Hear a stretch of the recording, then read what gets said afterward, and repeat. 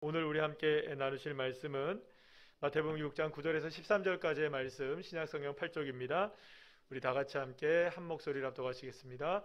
그러므로 너희는 이렇게 기도하라. 하늘에 계신 우리 아버지여, 이름이 거룩히 여김을 받으시오며 나라가 임하시오며 뜻이 하늘에서 이루어진 것 같이 땅에서도 이루어지이다. 오늘 우리에게 일용할 양식을 주옵시고 우리가 우리에게 죄 지은 자를 사하여 준 것 같이 우리 죄를 사하여 주옵시고 우리를 시험에 들게 하지 마시옵고 다만 악에서 구하시옵소서. 나라와 권세와 영광이 아버지께 영원히 있사옵나이다. 아멘. 할렐루야. 오늘은 우리가 벌써 우리 주기도문을 함께 나눈 지가 8번째 시간이 되었는데요. 우리가 오늘은 시험이라는 제목으로 함께 이야기를 나눠보도록 하겠습니다. 주님께서 우리에게 가르쳐 주신 기도는 우리의 삶의 모든 내용을 깨알같이 다 담고 있지는 않습니다.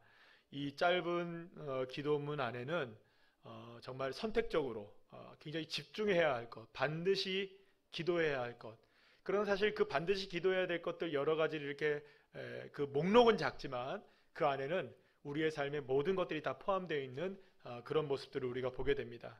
그래서 우리가 이 기도, 여러 가지 이제 기도의 문구들이 나오게 되는데 이 기도는 어떤 상황 속에서도 우리가 반드시 기도해야 할 기도라는 것을 기억하셔야 됩니다. 따라합시다. 반드시 해야 한다.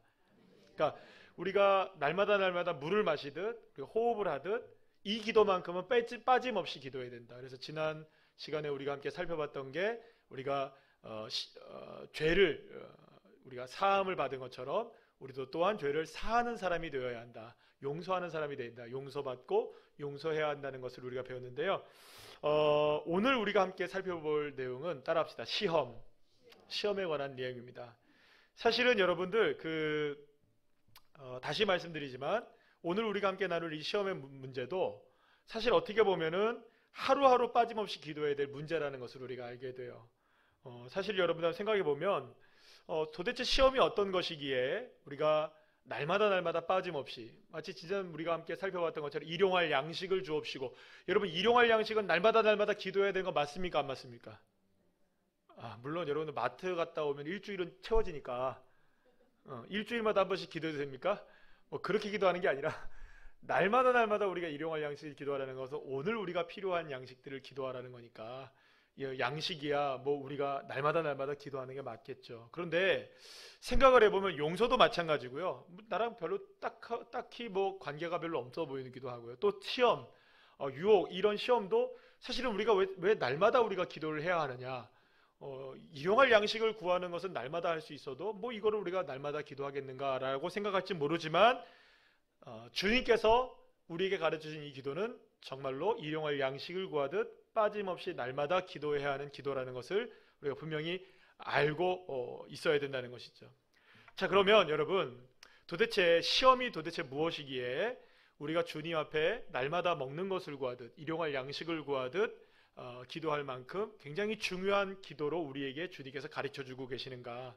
그런데 여러분 이 시험이라는 문제는 그리 간단한 문제가 아닙니다. 제가 이 설교를 준비하면서도 상당히 이게 간단하지 않은 문제구나, 이 시험이라는 문제가. 그래서 여러분 오늘 이 시간에 그 짧은 시간에 이 시험에 관한 모든 것들을 다 제가 말씀을 드릴 수 없어도 오늘 중요한 것들을 여러분들이 말씀 안에 보화를 캐내가듯 발견해 가시고 그래서 저와 여러분이 시험을 이겨내고, 할렐루야.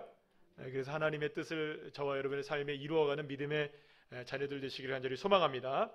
자, 사실 그래서 이 시험에 관한 이야기만 따로 우리가 한번 생각을 해본다 할지라도 사실 책 한 권을 써도 부족할 거예요. 그만큼 시험에 관한 문제는 여러 다각도로 우리가 접근해 나갈 수 있어요.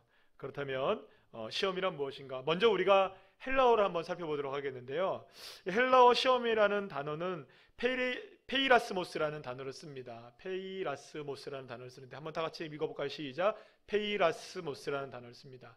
이 뜻은 유혹이라는 말도 있고 시련이라는 뜻도 있습니다. 물론 시험이라는 뜻도 있습니다. 그래서 사실 우리가 이제 시험이라고 번역되어 있는 이 단어가 실제적으로는 페이라스모스는 유혹에 더 가까운 단어입니다. 그런데 왜 이 유혹이라는 단어를 성경은 우리가 번역을 할 때 시험이라는 단어를 썼을까? 근데 사실 유혹이라는 단어는요, 그래요. 뭐냐면 사실은 이 유혹이라는 단어는 굉장히 부정적인 의미가 있어요. 그죠? 여러분, 유혹하면 딱 부정적입니까? 긍정적입니까? 그죠? 뭔가 이렇게 나를 유혹해낸다는 거는 내가 원래 하기 싫은데 억지로 뭔가 이렇게 할 수밖에 없도록 이렇게 꼬임을 받게 되는 뭐 이런 것들에 대한 생각을 할 수가 있어요. 그래서 사실은 유혹이라는 단어는 굉장히 부정적인 이미지로 다가와요. 뭐 그렇다고 여러분의 시련과 시험이 긍정적인 것은 아니에요. 그런데 여러분이 그런 거 있잖아요. 시련을 당할 때 우리가 그 안에서 우리가 뭐랄까요? 놀라운 것들을 또 발견할 때가 있죠. 그죠? 시련이라는 것은 시험이라는 것을 우리가 생각할 때 그래도 좀 뭔가 그 상황을 통과하고 나면 우리가 성장해 있다든지 뭐 예를 들어서 우리 아이들이 요즘 아프잖아요. 아이들이 아프면 엄마들 아빠들은 아이들을 키워본 엄마들 아빠들은 그런 걸 압니다. 아, 요번에 이 아픔을 통해서 감기 한번 앓고 나면 애들이 쑥 자란다. 예. 맞죠? 근데 엄마들은 잘 알아요 몰라요. 그걸 애들을 초보 엄마들은 두세 좀 키워보면 알죠, 그죠? 뭐 그냥 아는 거예요. 어제도 우리 애기들이 요즘에 막 감기가 많이 걸려가지고 전화해서 기도해주면 그래요. 이번에 또 오면은 더 크겠네. 커요. 지난주에도 보니까는 우리 아이가 하나가 아파가지고 이번 주에 봤는데 보니까 쑥 커져 있어요. 키가 쑥 크는 거예요. 그렇다고 여러분들 일부러 아플 필요는 없습니다. 그런데 우리가 알아요. 시련을 당하면 아픔을 겪으면 아픔만큼 어떻게 된다? 성숙해지고 커진다는 걸 알아요. 그래서 사실은 이 시련이라는 단어도 우리에게 부정적인 이미지가 있지만 그나마 유혹이라는 단어보다는 어떤 의미가 있습니까? 긍정적인 면이 있긴 하죠. 자, 그래서 여러분들 사실은 그래서 사실 이 그 페이라스모스라는 이 단어를 우리가 번역할 때 유혹이라는 단어를 번역해야 옳은가 시험과 시련이라는 단어로 번역해야 옳은가 이게 굉장히 갈림길에 많아요. 그런데 여러분 이게 참 그 재미있는 게 뭐냐면 우리 한글이나 영어에는 없는데 이게 고대 언어라 그런지 몰라도 이게 명사가 중성명사라는 게 있어요. 따라합시다. 중성명사. 뭐냐 하면 양쪽의 뜻을 다 갖고 있다는 거예요. 그러니까 부정적인 의미도 갖고 있고 긍정적인 의미도 갖고 있는 단어가 페이라스모스라는 단어라는 거예요. 그러니까 부정적으로 쓰자면 유혹이라는 말로도 쓸 수 있고 긍정적으로 보자면 시련이라는 말로도 쓸 수 있는 거예요. 이해가 되시죠? 자, 여러분들 공부 안 해도 되는 거 이렇게 어려운 공부를 여러분들이 시키고 있는 거예요, 제가. 자, 그런데 결국에는 이렇게 보게 되면은 성경은요, 그때에 따라서 이 페이라스모스라는 단어를 유혹이라는 말로 쓰기도 하고 또 때로는 시험과 시련이라는 의미로 사용하기도 합니다. 그 중에서 제가 두 구절만 여러분들과 함께 나누기를 원하는데요. 야고보서 1장 14절 15절 말씀 한번 읽어볼까요? 시작. 오직 각 사람이 시험을 받는 것은 자기 욕심에 끌려 미혹됨이니 욕심이 잉태한 즉 죄를 낳고 죄가 장성한 즉 사망을 낳느니라. 또 창세기 21장 1절 말씀 한번 읽어볼까요? 시작. 이 일 후에 하나님이 아브라함을 시험하시려고 그를 부르시되 아브라함아 하시니 그가 이르되 내가 여기 있나이다. 앞구절에서 야고보 사도는 이렇게 얘기합니다. 페이라스모스라는 의미를 유혹이라는 단어로 쓰고 있는 거예요. 그래서 이런 거죠. 그런 의미에서 주님께서 만약에 우리가 유혹을 당한다, 유혹을 당하고 욕심에 끌리게 된다, 또 혹은 뭐 이런 미혹을 당하게 된다라는 의미에서 시험이라는 단어를 쓰게 된다면, 페이라스모스라는 단어를 쓰게 된다면 이런 의미죠. 예수님께서 우리에게 우리를 시험에 들게 하지 마옵시고 라고 기도하라 하셨죠. 따라합시다. 시험에 들게 하지 마옵시고. 이렇게 기도하라고 했을 때 그 시험은 마귀로부터 우리가 당하는 수많은 각종 유혹에 대한 것이라고 볼 수가 있어요. 우리를 유혹하는 존재가 있다는 거예요. 따라합시다. 유혹하는 존재가 있다. 하지만 두 번째 구절이죠. 하나님이 아브라함을 어떻게 하신다고요? 시험하시려고 할 때의 의미입니다. 이건 일종의 마귀의 유혹이라기보다는 오히려 하나님이 하시는 일이에요. 그러니까 주체가 누구라는 겁니까? 하나님이 하시는 일이에요. 그러니까 유혹은 누가 하는 주체입니까? 마귀가 이거를 하는 주체고요. 그러니까 하나님이 하시는 것은 시련과 시련이에요. 시험과 시련. 그래서 일종의 아브라함을 테스트하는 테스트, 시험. 맞죠? 어제도 보니까 저희 집사람도 뭐 시험 보고 오던데 국가고시 네 분이서 보니까 국가고시를 보고 왔어요. 다들 합격하신 것 같더라고요. 좋은 성적으로. 네. 국가고시 시험, 테스트를 통과해야 되는 거예요. 하나님은 아브라함이 이삭을 바침으로 이 사람의 믿음이 어느 정도인지에 대한 테스트를 하기를 원하셨던 거예요. 테스트. 이 경우에 우리가 만약에 예수님의 말씀 우리를 시험에 들게 하지 마시옵고라는 가르침을 대입해 본다면 우리에게 다가오는 어떠한 일들을 통해 하나님은 우리의 무엇을 점검하신다? 믿음을 점검하시고 테스트하신다는 것을 기억해요. 그러니까 어떤 시련이 다가온다, 어떤 어려움이 다가온다, 그때는 우리가 빨리 뭐라도 해서라도 오늘 아침에 말씀을 생각하면 빨리 그래요. 내 얼굴에 뭐라도 뱉어봐서라도 그래서라도 내가 지금 올바르게 가고 있는지, 하나님의 뜻이 무엇인지, 내가 지금 구별된 삶을 살고 있는지 하나님의 뜻을 이루는 자리로 빨리 나가는 거죠. 테스트니까. 그럼 여러분 이 테스트는 우리를 오히려 유익하게 만듭니까? 어렵게 만듭니까? 유익하게 만드는 거예요. 그래서 여러분 예수님께서 시험에 들게 하지 마시옵고 라고 할 때의 그 기도를 아주 중요하게 생각하는 이유가 여기 있는 거예요. 어떠한 상황이라도 여러분 전자이든 후자이든 유혹이든 그것이 시험이든 마귀가 우리를 유혹하는 것인지 아니면 하나님이 우리를 시험하시는 것인지 거기에는요 모두가 다 하나님의 계획이 있고 우리가 빨리 깨우치고 빨리 분별하고 빨리 물리치고 빨리 극복해내야 된다는 거예요. 지체할 시간이 없는 거예요. 그러니까 시험을 당하거나 유혹을 당하는 그 어떤 상황이 우리에게 펼쳐졌을 때 빨리 깨달으셔야 돼요. 이게 마귀를 내가 유혹하는 거구나. 깨어 있어야 되는 거죠. 지금 주님이 나를 믿음을 테스트하시는 거구나. 깨어 있으셔야 되는 거예요. 그냥 그렇구나. 그러면 이렇게 하면 이렇게 하지 뭐 이러니까 저렇게 하지. 여러분 우리는 너무 쉽게 우리가 이러한 시험과 유혹을 그냥 시류에 맡겨버릴 때가 굉장히 많아요. 가는 대로 그냥 맡겨버리는 거예요. 그래서 우리는 믿음이 너무 좋아요. 때로는요. 주님이 알아서 다 하시겠지. 믿음은 너무 좋아요. 근데 여러분 그건 믿음이라기보다는 그거는 여러분들 오히려 주님을 온전하게 신뢰하지 못하는 것이라고 할 수 있어요. 그래서 여러분 우리가 시험이든 유혹이든 유혹은 물리치고 시험은 잘 극복하는 믿음의 사람이 되어야 한다. 믿음의 사람이 되어야 해요. 그러기 위해서는 날마다 따라합시다. 날마다 깨어서 무엇을 해야 한다? 그래서 기도를 하라는 거예요.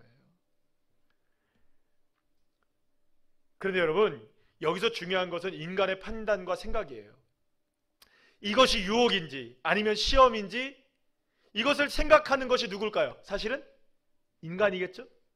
어떻게 유혹을 물리칠 것인지 어떻게 시험을 판단할 것인지를 판단하는 것도 사실은 인간의 몫인 거예요. 하지만 여러분 여기서 우리가 중요한 것을 생각하셔야 돼요. 이게 유혹이구나. 이게 하나님의 시험이구나. 판단은 내가 하는 것 같지만 문제는 뭐냐면 이러한 인간의 판단에는 저와 여러분이 판단할 때는 언제나 오류가 있을까요? 없을까요? 있다는 걸 기억하셔야 돼요. 먼저 유혹의 문제가 그렇습니다. 여러분 성경에 나타난 최초의 유혹이 뭔지 아시죠? 선악과 앞에 선 아담과 하와의 모습이었어요. 하나님은 그들에게 분명한 판단 기준을 주셨어요. 어떤 기준을 주셨습니까? 이것을 먹는 날에는 죽는다. 이게 판단 기준인 거예요. 기준은 누가 세우셨습니까? 하나님이 세우신 거예요. 이것은 여러분 우리가 판단할 근거입니까? 따를 근거입니까? 그러니까 순종해야 될 근거이지 판단할 근거가 아니라는 거예요. 그러니까 판단의 기준은 누가 정하셔요? 지난주에 제가 주일날 말씀드린 거 혹시 기억하십니까? 말씀 중에 있었는데 죄의 판단 기준은 우리가 정하는 게 아니에요. 누가 정하십니까? 하나님이 죄라 하시면 죄입니다. 인간이 죄를 결정하는 게 아니에요. 만약에 인간이 죄를 결정하게 되면 그거는 여러분 귀에 걸면 귀걸이, 코에 걸면 코걸이가 되는 거예요. 심각해지는 문제가 생겨요. 인간은 판단할 필요가 있는 것이 아니에요. 단지 순종만 하는 게 필요한 거예요. 하지만 인간이 마귀의 유혹을 당할 때 그 유혹에 넘어가기 직전에 어떤 일이 벌어지느냐? 하나님의 말씀을 판단해요. 하나님이 인간에게 주신 자유라는 게 있어요. 따라합시다. 자유. 우리가 보통 이걸 어려운 말로 자유의지라고도 얘기를 하는데 인간에게 주신 자유는요. 하나님의 말씀을 판단하라고 주신 것이 아니라 하나님의 뜻에 순종하라고 주신 거예요. 근데 이거를 잘못 깨달아서 하나님의 뜻을 판단하는 자리에 서게 된 거예요. 그리고 결국 죄에 빠진 거예요. 유혹에 넘어가게 된 것이죠. 사랑하는 여러분, 여기서 우리가 유혹이라는 것의 본질을 알게 돼요. 유혹의 본질을 알게 돼요. 그것은 사탄이, 마귀가 아담과 하와에게 한 것과 똑같은 거예요. 마귀는 하나님의 말씀과 뜻을 우리에게 판단하라고 자꾸 요구해요. 판단하라고 요구해요. 모든 것이 하나님의 은혜임을 고백해야 할 나를 하나님의 은혜를 판단하는 자리로 자꾸 내몰아요. 그래서 하나님 살아계신 거 맞아? 그래서 하나님은 은혜로우신 분이 정말 맞아? 그래서 하나님은 정말 옳으신가? 하나님은 도대체 어디에 계신가? 하나님은 정말 살아계신가 기나 하는가? 늘 언제나 사람은 어디에 자리에 서려고 합니까? 하나님을 판단하는 자리에 유혹에 빠지는 거예요.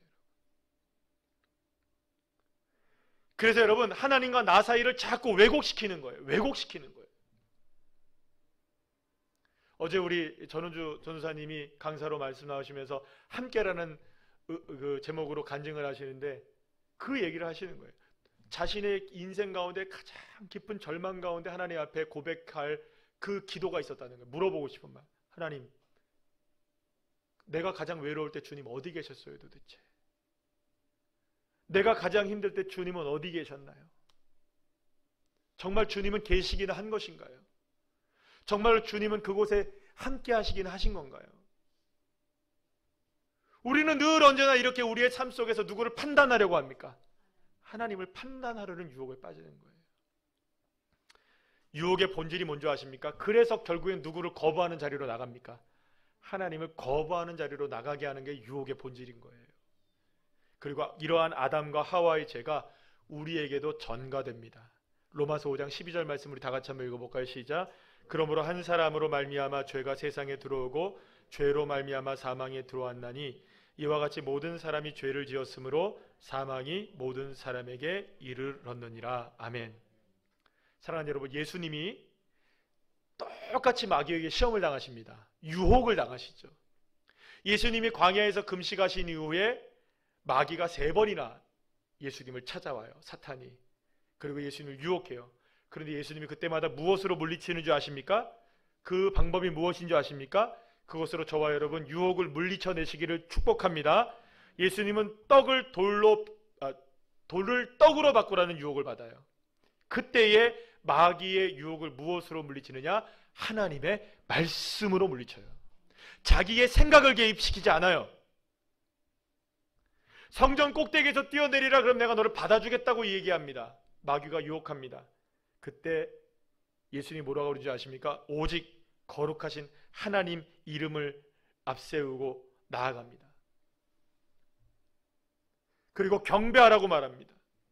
집요한 사탄의 요구에도 불구하고 예수님은 하나님의 이름을 앞세우고 또 세상의 모든 것을 다 주겠다고 말하는 이 마귀 앞에 하나님을 다만 경배하라. 뭐라고요? 하나님을 경배하라. 예배하라. 예수님은 사탄의 집요한 시험과 유혹에도 불구하고 철저하게 자신의 뜻과 판단을 내세우지 않습니다. 자신의 소견을 앞세우지 않습니다. 오직 거룩하신 하나님의 이름, 하나님의 말씀, 하나님을 향한 예배, 이것으로 자신의 삶의 판단 기준을 세우게 됩니다. 사랑하는 여러분, 어떻게 유혹을 이기냐고요? 유혹을 당할 때 판단하고 이렇게 저렇게 하면 되겠지, 저렇게 하면 되겠지, 여러분 생각하지 마시고 하나님을 예배하는 자리에 나가십시오. 하나님의 이름을 앞세우십시오. 하나님의 말씀을 기억하십시오. 그리고 그 무엇보다 이후에도 말씀드리겠지만 기도의 자리로 나오십시오. 할렐루야. 그러면 유혹을 이기는 것입니다. 두 번째로 살펴본 것은 시험과 시련에 관한 일이에요. 그런데 예수님도 하나님으로부터 다가온 시험과 시련을 당하셨어요. 예수님이 짊어지셔야 될 십자가 바로 앞에 서죠. 예수님은 반드시 십자가를 지시고 죽으셔야만 했습니다. 그것을 위해 예수님께서 이 땅에 오셨으니 당연히 그것은 하나님께서 주신 예수님에 대한 사명이었어요. 그리고 그것을 통해 하나님의 뜻을 이루어야 했던 것이죠. 그래야 우리가, 저와 여러분이 다 구원을 받게 되는 것이죠. 그런데 이 중차대한 사명을 앞두시고 예수님은 시험을 통과하셨어야 됐어요. 바로 겟세마네에서였습니다. 예수님은 심지어 3번이나 자기에게 다가온 이 고난을 거두어 달라고 하나님 앞에 요구하십니다. 예수님도 하나님께 버림을 받으시면서까지 이렇게 십자가의 고통을 당하시는 것을 원하지 않으셨던 겁니다. 자신이 없으셨던 거예요. 그런데 3번이나 하나님께 기도하신 예수님은 그때마다 하나님 앞에 또한 이렇게 기도하십니다. 마태복음 26장 39절 말씀 시작. 내 아버지여 만일 할만하시거든 이 잔을 내게서 지나가게 하옵소서. 그러나 나의 원대로 마시옵고 아버지의 원대로 하옵소서. 아멘. 예수님은 자기에게 다가온 엄청난 시련 앞에서 이 고난의 잔을 통과하게 달라고 말씀하시면서 하나님의 원, 하나님의 뜻만이 이루어지기를 간절하게 기도하고 있습니다. 예수님께서 시련과 시험을 이겨내셨던 것은 자신의 판단과 자신의 생각과 자신의 다짐과 자신의 의지가 아니었어요. 오직 무엇을 바라보고 있었습니까? 하나님의 뜻을 바라보고 있었어요.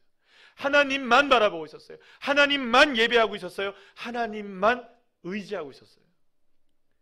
그럼 여러분들 공통점이 생기죠?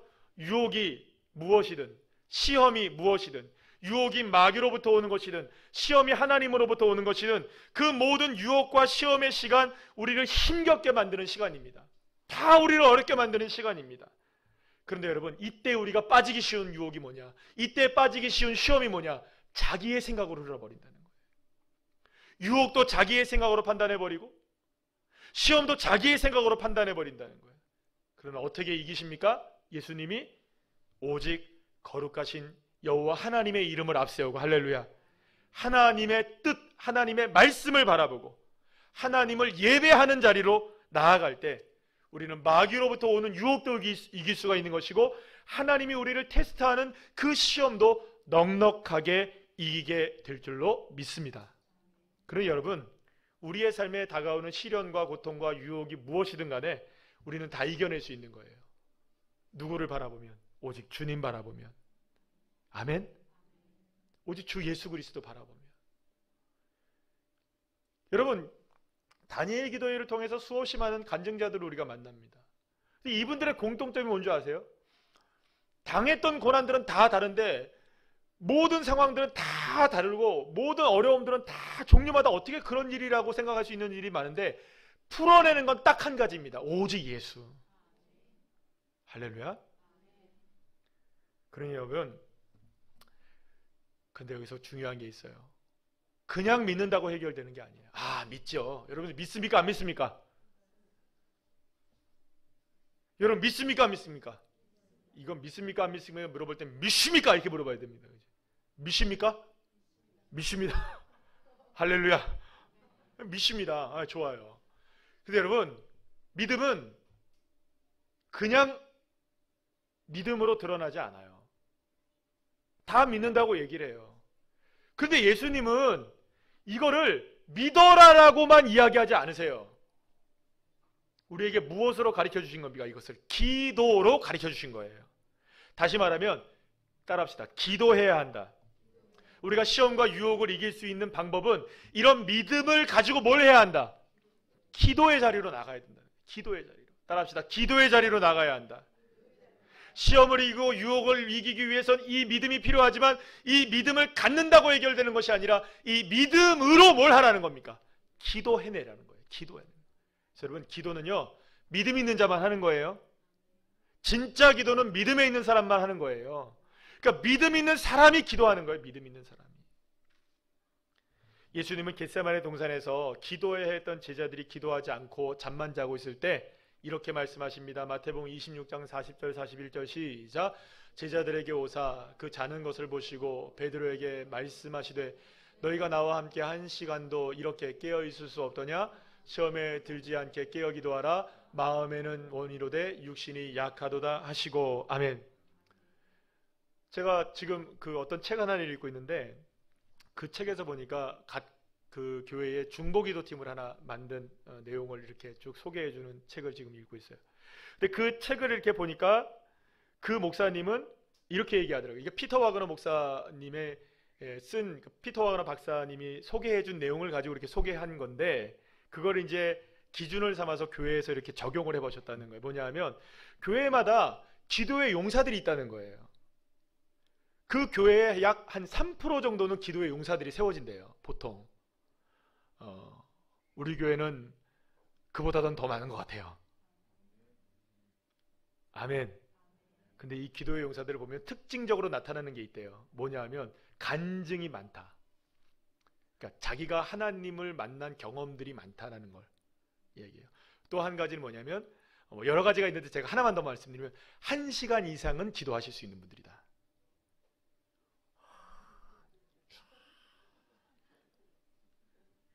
기도의 용사들 1시간 이상 도전하시기를 축복합니다. 그러니까 여러분들 그냥 1시간 기도하는데 그냥 기도하는 게 아니겠죠. 이런 기도하는 거예요. 깨어 기도. 그래서 예수님이 뭐라 그러세요? 1시간도 이렇게 깨어 기도할 수 없느냐. 여러분들의 기도의 분량들이 3분 5분으로 끝나지 않고 1시간 분량의 기도자들이 되시기를 축복합니다. 아멘. 깨어 기도하는 게 깨어 기도하는 거. 예수님은 시험에 드는 이유를 분명하게 말씀하십니다. 깨어있지 못하기 때문이라고 말씀하세요. 마음만 있지 몸으로는 행하지 않는다는 거예요. 그래서 여러분은 마음만은 원인인데 여러분 그렇잖아요. 우리는 마음은 다 이팔 청춘인데, 그죠? 몸은 안 따라주잖아요, 그죠? 근데 지난번에 보니까는 등산도 아닌 등산 갔다 왔는데 밑에서 우리 청년들이 그 앞에 딱 올라가면 그 폭포 올라가는 길에 보면은 계단이 이렇게 딱 올라가 있어요. 돌계단이. 세상에 우리 청년들이 돌계단을 안 올라가더라고요. 우리 어른들은 올라가는데. 왜냐면 너무 가파르대요. 너무 높대요. 그래서 거기가 정상인 줄 알았대요. 마음이 있지 몸은 안 따라주는 청년들. 마음만 있으면 뭐합니까 여러분? 몸이 따라줘야죠. 여러분 무엇을 못하고 있는 것일까요? 무엇 때문에 깨어있지 못하고 있는 것일까요? 믿음이 없어서일까요? 아니에요. 믿음은 있어요. 그러나 하나님은 알고 있어요. 그러나 기도를 하셔야 된다는 거예요. 기도. 사랑하는 여러분, 기도로 깨어있기를 소망합니다. 기도로 강하게 무장하시기를 소망합니다. 그래야 마귀의 유혹도 이길 수 있고요. 고난과 시련이 다가와도 넉넉하게 이길 수 있는 거예요. 기도하셔야 돼요. 기도. 여러분, 제가 어제 우리 그 고명태 집사님과 함께 우리 이 다니엘 기도회를 마치고 제가 모셔다 드렸어요. 모셔다 드리면서 그런 얘기를 하셔요. 작년보다 우리 다니엘 기도회에 나오시는 분들이 적다고 하시더라고요. 그래서 제가 우리 집사님 위로하시면서 이렇게 말씀드렸어요. 집사님 맨 앞에 앉아 계셔서 그렇지 다 나와 계셔요. 맨 앞에 앉아 계시니까 아무도 안 나오죠. 혼자. 맨 앞에 나와 계시지 그렇지 다 뒤에 나오신 분들 다 나와 계셔요. 그랬더니 그래서요 이렇게 보세요. 근데 여러분 지금은 더 기도하셔야 될 때예요. 지금이 기도할 때예요. 여러분 누가복음에 보면 예수님이 마귀의 모든 시험들을 다 물리치셔요. 그리고 났을 때 마귀가 떠나갔다는 것을 말씀해 주는데 이렇게 성경이 기록하고 있어요. 누가복음 4장 13절 말씀 읽어볼까요? 시작. 마귀가 모든 시험을 다한 후에 얼마 동안 떠나니라. 얼마 동안 떠났던 마귀는 다시 등장해요. 한 번의 유혹과 한 번의 시련으로 끝나지 않아요. 마귀는 끊임없이 유혹하고 끊임없이 괴롭혀요. 우는 사자와 같이 우리를 삼키려고 해요. 그래서 베드로는요 겟세마네에서 깨어있지 못했던 자신을 생각하면서 베드로전서 5장 8절에서 9절 말씀에서 이런 말씀을 딱 기록해 놓습니다. 다 같이 한번 읽어볼까요? 시작. 근신하라 깨어라 너희 대적 마귀가 우는 사자와 같이 두루다니며 삼킬 자를 찾나니 너희는 믿음을 굳건하게 하여 그를 대적하라. 이는 세상에 있는 너희 형제들도 동일한 고난을 당하는 줄을 알미라. 아멘.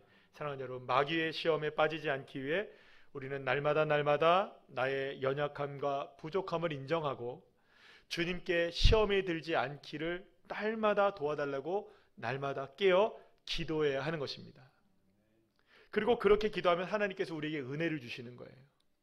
우는 사자와 같이 달려드는 마귀의 권세를 멸하게 하시고, 할렐루야, 방향을 잃어버린 우리의 삶에 새로운 방향을 설정해 주시고, 주님께서 우리가 걸어가야 될 길을 보여주시고 능력을 베풀어 주시고 역사해 주시는 거예요. 그래서 이 기도를 하라는 겁니다. 날마다 깨어서 이 기도를 하라는 거예요. 유혹에 빠지지 않고 시험에 빠지지 않도록.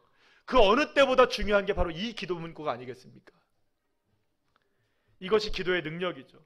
마귀의 유혹을 이길 뿐만 아니라 어떤 시련이 다가와도 기도 외에는 다른 방법이 없어요. 따라합시다. 기도 외에는 다른 방법이 없다. 그래서 주님은 시험에 들지 않도록 기도하라고 말씀하신 거예요. 사랑하는 여러분, 시험에 들지 마십시오. 기도하시라는 말씀이에요. 기도하는 자 시험에 안 들고 믿음 있고 기도하는 자 시험에 안 들어요. 어떤 사람이 시험에 드는 줄 아세요? 죄송합니다. 제가 이런 얘기 이제는 안 해야 되는데, 운동을 하다 보면요, 그 선생님이 그런 설명을 하시더라고요. 제가 이제 홈트에서 이제 유튜브 선생님이 계시거든요. 예. 그 선생님이 저한테만 그런 얘기를 하시는 건 다 얘기하시죠. 근데 무슨 얘기를 하냐면, 방송에 이런 얘기예요. 꼭 운동을 날림으로 제대로 하지 않은 분들이 다음 동작 할 때에 그 동작을 못 해요. 이렇게 얘기해요. 그게 정확한 말이더라고요. 정확하게 동작을 따라하고 그 따라하면서 계속해서 그 동작을 익혀나가면 다음 동작이 돼요. 근데 그 동작을 날림으로 해버리면 다음 동작으로 나가지가 못해요. 제가 그걸 경험했어요. 그래서 그분은 진리의 말씀을 저한테 해주신 거예요. 홈트 선생님께서, 유튜브 선생님께서. 사랑하는 여러분, 날림으로 하지 마세요. 기도하면 하나님 들어주시고 이렇게 하지 마세요. 한번 들으면 듣고 여러분, 주님이 지금 그럴 때입니까? 우리가 지금이 여러분 들으면 듣고 말면 말고 뭐 그렇게 여러분 한가하게 우리가 있을 때입니까? 깨어 기도하셔야 돼요. 유혹에 빠지지 마세요. 시련을 이겨내세요. 하나님 함께 하십니다. 지금이야말로 깨어 기도해야 될 때. 그래서 하나님의 뜻을 이루며 예배하는 자리, 말씀의 자리, 기도의 자리 나가셔서 승리하시는 주의 자는 한 분 한 분들 다 되시기를 간절히 축복합니다.